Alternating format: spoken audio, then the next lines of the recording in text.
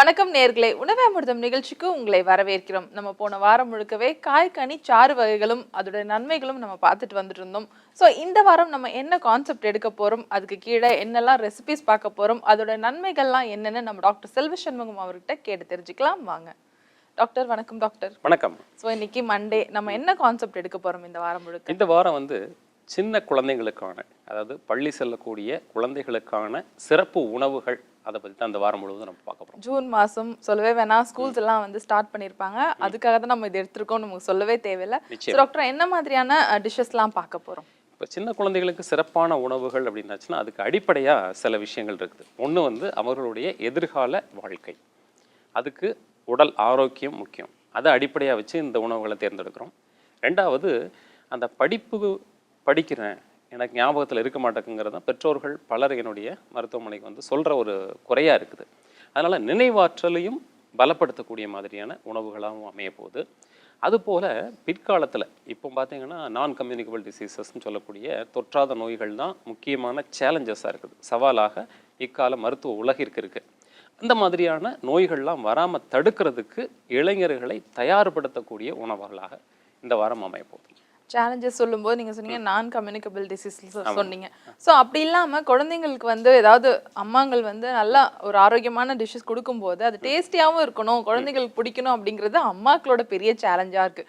அது ஆரோக்கியமானதாகவும் இருக்கணும் அப்படின்னு அந்த வகையில் நம்ம எப்பயுமே நம்ம ஆரோக்கியமான விஷயங்கள் தான் நம்ம கொண்டு போய் சேர்த்துட்டு இருக்கோம். ஸோ டேஸ்ட்டுன்னு பொறுத்த வரைக்கும் குழந்தைங்களுக்கு பிடிச்ச மாதிரியான டேஸ்ட்டாக நம்ம கொடுக்க வேண்டிய ஒரு கட்டாயமும் இருக்குது. அதனால என்னெல்லாம் எடுக்க போகிறோம் டாக்டர் இந்த வாரம்? பாரம்பரியத்துக்கு மாறாமல் இந்த 5 உணவுகளும் அமையும், இனிப்பாக அமையும், சுவையானதாக அமையும்.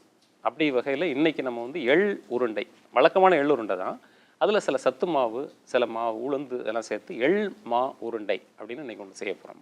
ஸோ எள் மா உருண்டைக்கு வரும் டாக்டர், என்னெல்லாம் ஆட் பண்ண போகிறோம் சொல்லிட்டீங்க. இந்த வாரம் முழுக்க நம்ம ஸ்வீட் தான் பார்க்க போகிறோம். ஸ்வீட்னா கண்டிப்பாக குழந்தைங்களுக்கு பிடிக்காம இருக்கவே இருக்காது. ஸோ நம்ம அதை எப்படி செய்ய போகிறோம்? எள் உளுந்த மாவு இதுதான் இதனுடைய அடிப்படை.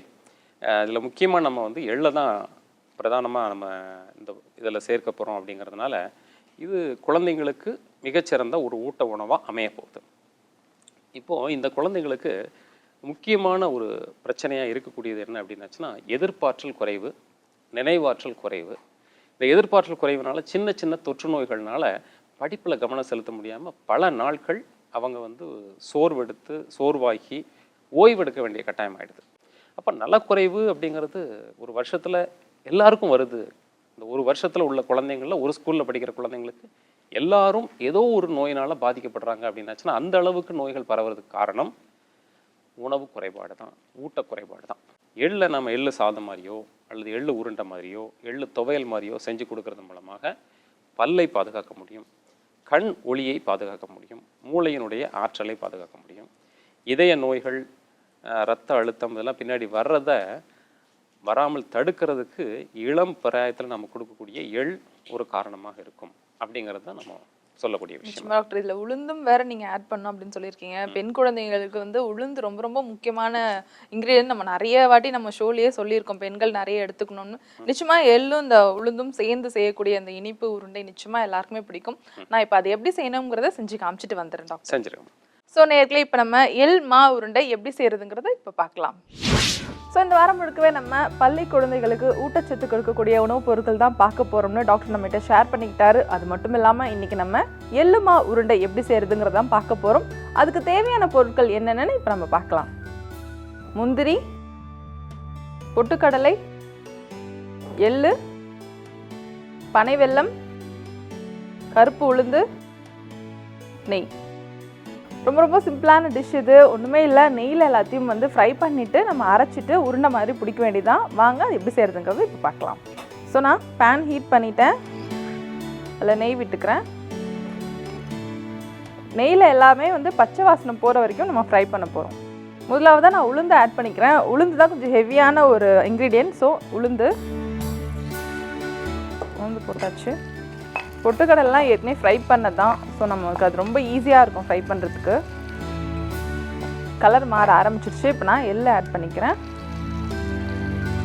எள்ளு தான் மெயினான இன்க்ரீடியண்ட் இருக்குது. ஸோ நம்ம லாஸ்ட்டாக பொட்டுக்கடலையும் முந்திரியும் ஆட் பண்ணிக்கலாம். லீவில் குழந்தைங்க வீட்டில் இருந்து நல்லா ஜங்க் ஃபுட்லாம் சாப்பிட்ருப்பாங்க. இப்போ நம்ம ஸ்கூலுக்கு போகும்போது தான் நமக்கே ஒரு கவனம் வரும், குழந்தைங்களுக்கு வந்து நல்லா ஹெல்த்தியான ஃபுட்லாம் கொடுக்கணும், அப்போ தான் ஒழுங்காக படிப்பாங்க, படிக்கிறது வந்து நல்லா ஞாபகத்தில் நிற்கும், அப்போ தான் நம்மளாம் யோசிப்போமே. ஸோ அந்த மாதிரி டைமில் நம்ம இந்த மாதிரி ஹெல்த்தியான டிஷ் செஞ்சு கொடுத்தோன்னா ரொம்ப யூஸ்ஃபுல்லாக இருக்கும். ஸோ குழந்தைங்க அப்படிங்கிறதுனால நம்ம கீழே இப்போ ஃப்ரை பண்ணிகிட்ருக்கோம். பெரியவங்க சாப்பிடணும், பெரியவங்களுக்கும் இது கொடுக்கணும் அப்படின்னு நீங்கள் ஃபீல் பண்ணிங்கன்னா நீங்கள் சும்மா கூட ஃப்ரை பண்ணிவிட்டு அப்புறமா பொடி பண்ணி நம்ம உருண்டை பிடிச்சிக்கலாம். நல்லா ஃப்ரை ஆகிடுச்சு. நான் இப்போ ஸ்டவ் ஆஃப் பண்ணிக்கிறேன். இந்த சூட்டோட இது இருந்துட்டோம். கொஞ்சம் ஆறுனதுக்கப்புறம் நம்ம மிக்சியில் பொடி பண்ணிவிட்டு கொஞ்சமாக பனைவெல்லம் ஆட் பண்ணிவிட்டு நம்ம உருண்டை பிடிக்க ஆரம்பிக்க வேண்டியது தான். ஸோ பார்த்திங்கன்னா இந்த பவுல்லே நான் அப்படியே வச்சுருந்தேன், நல்லா ஆறிடுச்சு. இப்போ நான் அதை மிக்சியில் ட்ரான்ஸ்ஃபர் பண்ணிவிட்டு கிரைண்ட் பண்ண போகிறேன். நம்ம முதல்ல பார்த்ததுக்கும் இப்போ பார்த்திங்கன்னா நல்லா கலர் சேஞ்ச் ஆகிருக்கு, நல்லா பொன்னிறமாக இருக்குது கேஷ்யூஸ் எல்லாமே. நல்லா பொடிச்சு எடுத்ததுக்கப்புறம் நம்ம வந்து பனை வெல்லம் ஆட் பண்ணிக்கலாம்.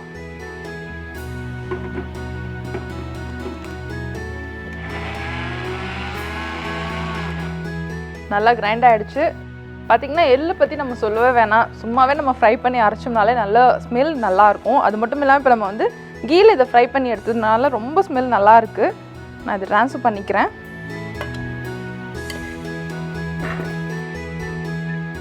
இப்போ பனை வெல்லம்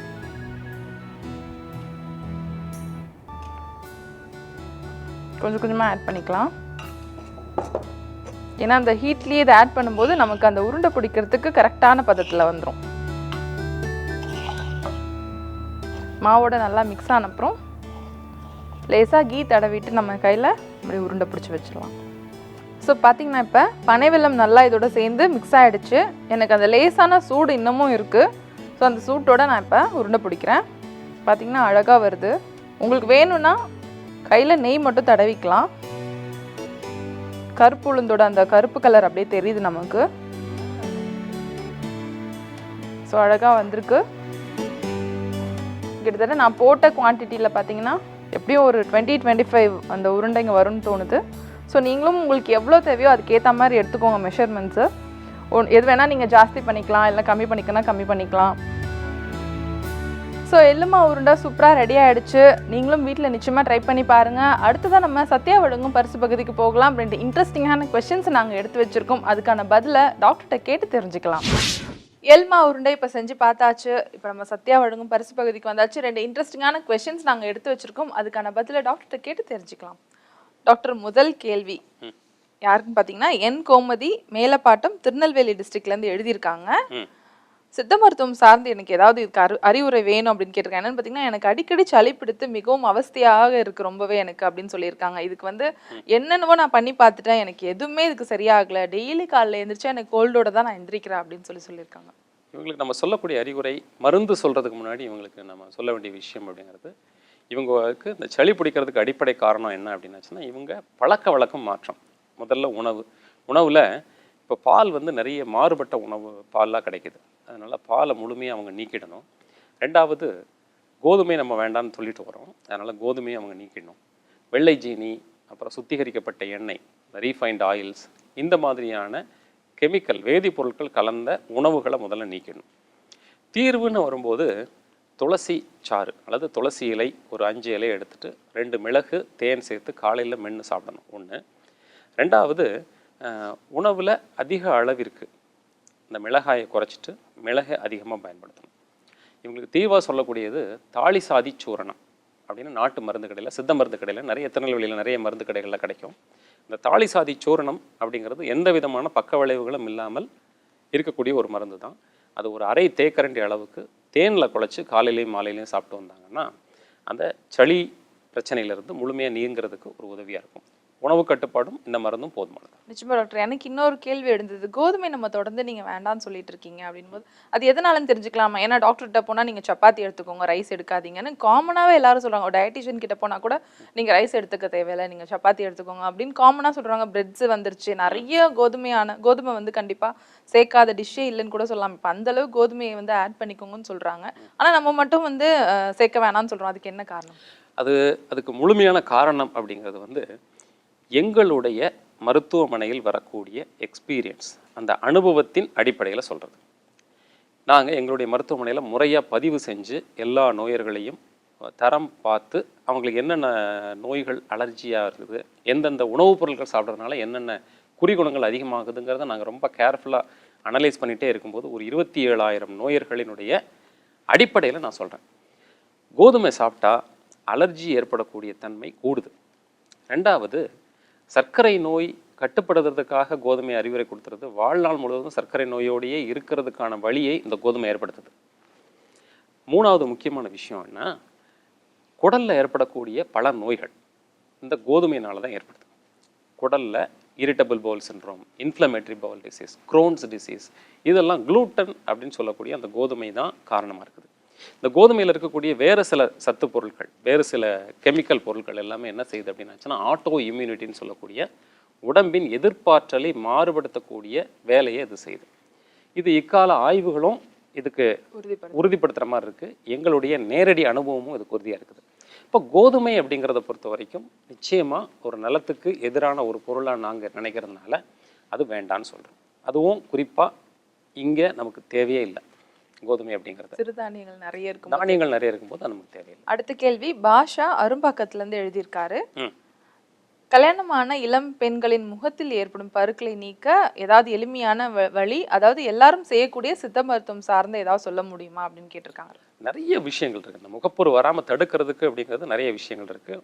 முதன்மையாக நம்ம சொல்லக்கூடிய விஷயம், நம்ம ஏற்கனவே பல நிகழ்ச்சிகளை சொன்னது பேதி மருத்துவம், உடம்பை சுத்தப்படுத்தக்கூடிய மருத்துவ முறைகள். விளக்கெண்ணெய் ஒரு 4 தேக்கரண்டி, இஞ்சிச்சாறு 4 தேக்கரண்டி, தேன் 4 தேக்கரண்டி, இதை வெந்நீரில் கலந்து காலையில் சாப்பிட்டு ஒவ்வொரு 4 மாதத்துக்கு ஒரு தடவையும் அவங்க உடம்பை சுத்தப்படுத்திக்கணும்.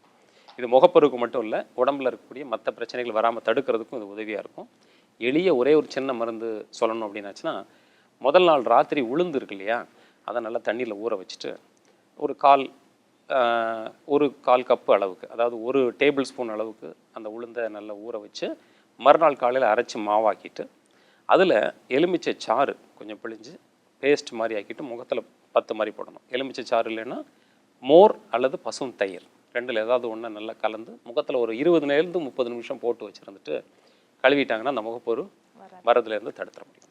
நிச்சயமா ஒரு 2 கொஸ்டின்ஸ்க்கான பதில் அழகாக சொன்னீங்க. 2 பேருக்கும் நிச்சயமாக அது ஹெல்ப்ஃபுல்லாக இருக்கும். அது மட்டும் இல்லாமல் எள்ளுமா உருண்டை பற்றி எங்களுக்கு நிறைய விஷயம் சொல்லி கொடுத்துருக்கீங்க. குழந்தைங்களுக்கு எந்த அளவுக்கு அது ஆரோக்கியத்தை கொடுக்கும்ன்றதெல்லாம் இன்னைக்கு நம்ம பார்த்தோம். ரொம்ப ரொம்ப தேங்க்ஸ் டாக்டர். நன்றி, வணக்கம். ஸோ நேர்களை நம்ம 2 கொஸ்டினுக்கான பதில் டாக்டர்கிட்ட கேட்டு தெரிஞ்சுக்கிட்டோம். அது மட்டும் இல்லாமல் இந்த வாரம் முழுக்கவே நம்ம பள்ளி குழந்தைகளுக்கு உகந்த உணவுப் பொருட்கள் தான் நம்ம பார்க்க போகிறோம். ஸோ நாளைக்கும் இந்த மாதிரி இன்ட்ரெஸ்டிங்கான ரெசிபியோட நாங்கள் உங்களை சந்திக்கிறோம்.